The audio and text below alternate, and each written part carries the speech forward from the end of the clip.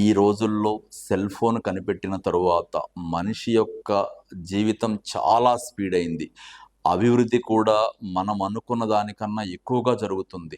ఇంతకు ముందు రోజుల్లో ప్రతి 10 ఏళ్లకే సమాజం మారుద్ది, ప్రతి 20 ఏళ్లకే సమాజం మారుద్ది అని మనకి పెద్దవాళ్ళు చెప్పేవాళ్ళు. మనం కూడా కొంత అనుభవంతో చూస్తా ఉంటాం. ఇప్పుడు అంత టైం పట్టట్లేదు. ప్రతి 4 ఏళ్లకి, ప్రతి 3 ఏళ్లకి సమాజం మారిపోతుంది. ఎందుకు అంటే ఒక మనిషి తన యొక్క జీవిత కాలంలో చూడలేనన్ని విషయాలు, వినలేనన్ని విషయాలు, నేర్చుకోలేనన్ని విషయాలు, తెలుసుకోగలిగినన్ని దానికన్నా 100 రెట్ల ఎక్కువ ఇన్ఫర్మేషన్ మనిషి తెలుసుకుంటున్నాడు.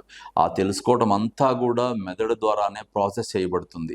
అలా ప్రాసెస్ చేసే క్రమంలో మెదడు లోపల అనేక రకాలైన రసాయనాలు, కెమికల్స్, హార్మోన్లు మారిపోతా ఉన్నాయి. ఆ ప్రకారంగా మెదడు లోపల నిద్రను తెప్పించే 4 రకాల భాగాలుంటాయి. Suprachiasmatic nucleus, hippocampus, locus coeruleus, amygdala, వీటిల్లో ఉండే ఒక 8-9 రకాల హార్మోన్లు, కెమికల్స్, రసాయనాలు ఉంటాయి. Dopa, GABA, serotonin, sertraline, adrenaline, noradrenaline, cortisol, cholecalciferol ఇలాంటి కొన్ని రకాలైన కెమికల్స్, హార్మోన్లు హెచ్చుతగ్గులుగా మారిపోవటం కానీ, దాంతోపాటు శరీరం లోపల ఒక రకమైన రేడియేషన్, అంటే నెగిటివ్ రేడియేషన్ కాదు, ఒక రకమైన బ్లూ లైట్ వెళ్ళి మనిషి యొక్క మెదడులో ఉండే కొన్ని రకాలైన ప్రకృతి ధర్మాలను కూడా మార్చేస్తుంది. సో వీటన్నిటితో కలిసి ఉన్నప్పుడు సాధ్యమైనంత వరకు రాత్రిపూట మీ యొక్క ఫోన్కి మీరు దూరంగా ఉండటం అనేది ఉత్తమం.